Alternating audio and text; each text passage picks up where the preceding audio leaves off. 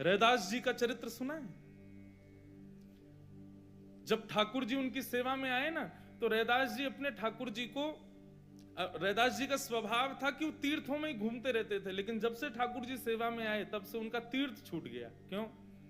ठाकुर जी को समय पे भोग नहीं लग पाता, ठाकुर जी को यथा उचित स्थान पे बैठा नहीं पाते, क्या करें, तीर्थ जा ही नहीं पा रहे थे। तो रैदास जी ने ऐसा बना लिया, अपनी कुटिया में ही अलग अलग तीर्थों के नामों से पर्चियां लगा दी, और रोज ठाकुर जी का श्रृंगार करके कहते, कहो लाल जी कहां चलोगे? अच्छा, तो आज रामेश्वरम जाना है।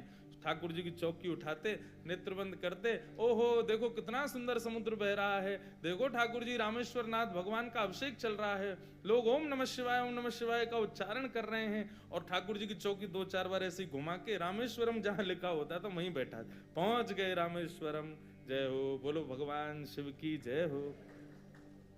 रामेश्वरम पहुंच गए ठाकुर जी, और फिर नेत्र बंद करके अपने ठाकुर जी को ही बताते, देखो ठाकुर जी अब हम धनुष कोड़ी पे घूम रहे हैं, अब देखो रामेश्वर भगवान के स्फटिक शिला के दर्शन कर रहे हैं, रामेश्वरम में कितने सारे कुएं हैं, हम उनमें स्नान कर रहे हैं, बैठे अपने गांव में हैं, अपनी कुटिया में हैं, लेकिन ठाकुर जी के प्रति भाव क्या रख रहे हैं कि हम रामेश्वरम में।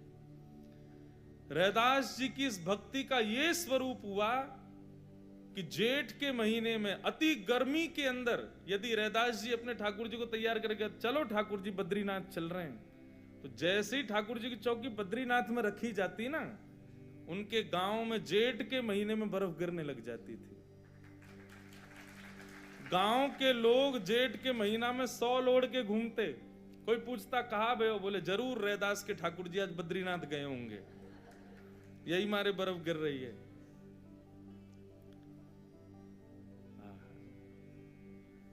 तो पहला सूत्र क्या है भक्ति का? विचार नहीं करना है। ठाकुर जी की सेवा है, ठाकुर जी का कोई सेवा प्रकल्प है,